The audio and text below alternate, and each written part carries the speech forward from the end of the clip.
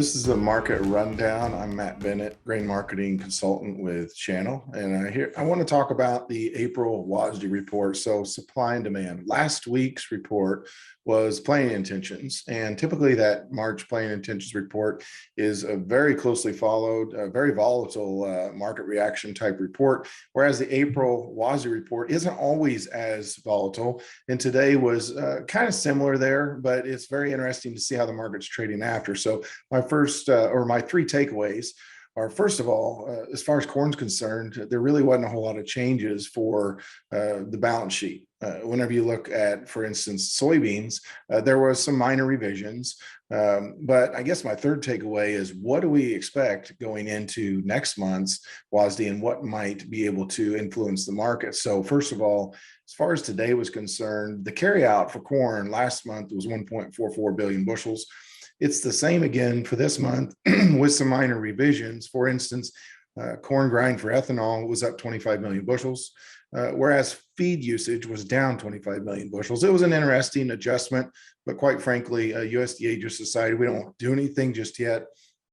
And so they're looking forward towards that May report, which I'll talk more about here in just a minute. As far as beans were concerned, so exports were adjusted on beans. Last month, we were at 285 million bushels as far as bean carryout was concerned, whereas this month, it's down to 260. And so it's certainly getting into a tighter situation.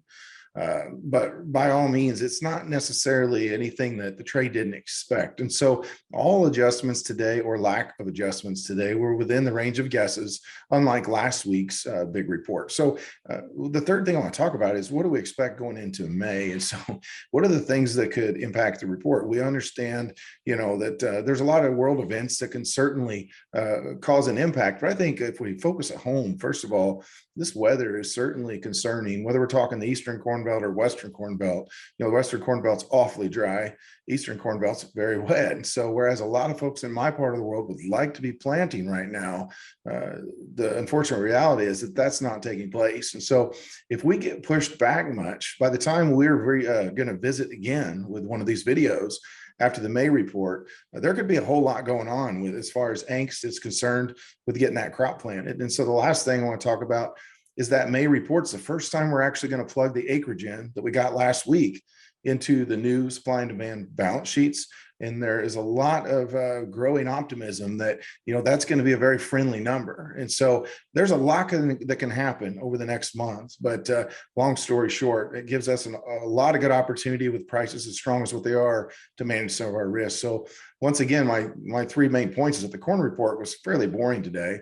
The bean report was, there were some adjustments, but it wasn't anything outlandish. And then third of all, we need to be thinking real hard about, what could happen coming up, first of all, and what can we do with the prices we already see today. So again, this has been Matt Bennett with the Market Rundown. If you have any questions or comments, please leave them at the bottom of the page, or go sign up for the newsletter if you haven't already gotten it. It's at channel.com, and you can reply to the newsletter and get my contact info there as well.